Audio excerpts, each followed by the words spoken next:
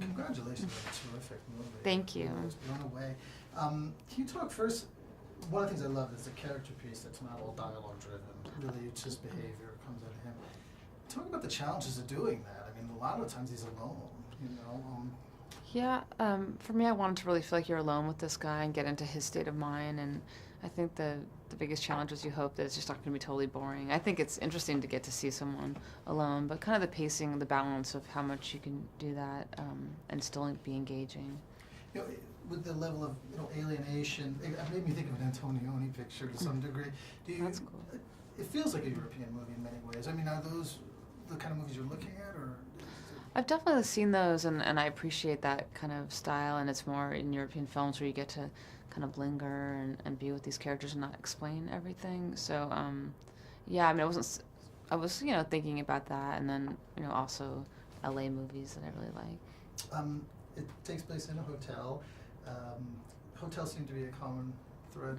Can you talk about that? I mean, your past. I presume you spent a lot of time in hotels as a young person. Yeah, growing up, we always would go on location with my dad when he made movies, so we ended up living in a lot of different hotels. And yeah, I like them as settings for movies because they become like this world within themselves. And when I was writing this, I thought, of course, this guy would live at the Chateau Marmont. I wasn't saying I got to do another hotel movie, but it ended up that way. You know, it's funny, I was talking to Stephen about, I was curious as what the script looked like, because usually the main element is dialogue, and this again has a sparsity of dialogue. When you're writing, do you find the movie more on set, or do you find the movie a lot in the writing process?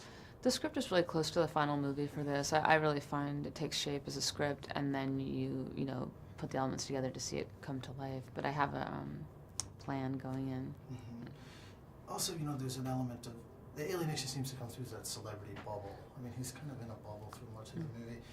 I presume, growing up here in town, that you've seen that firsthand. Can you talk about that and capturing that, having the this objectivity to capture that? Yeah, I didn't actually grow up in Hollywood.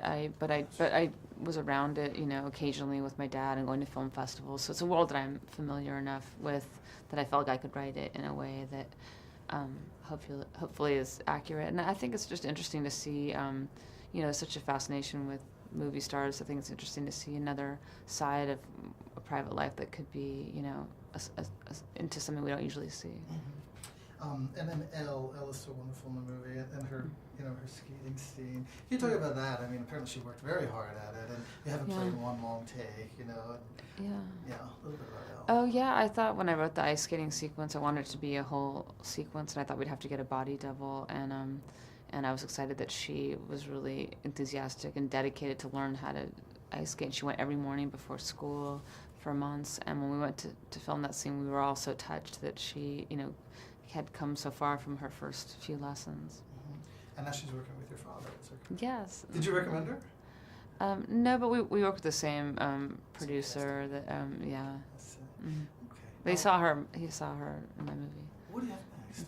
What's next for you? I'm excited for this to come out and for people to get to see it, and then I'll get back to writing and hopefully continue. Well, I can't wait to see it. Thank you. Really nice work. Terrific. Thank you you. very much.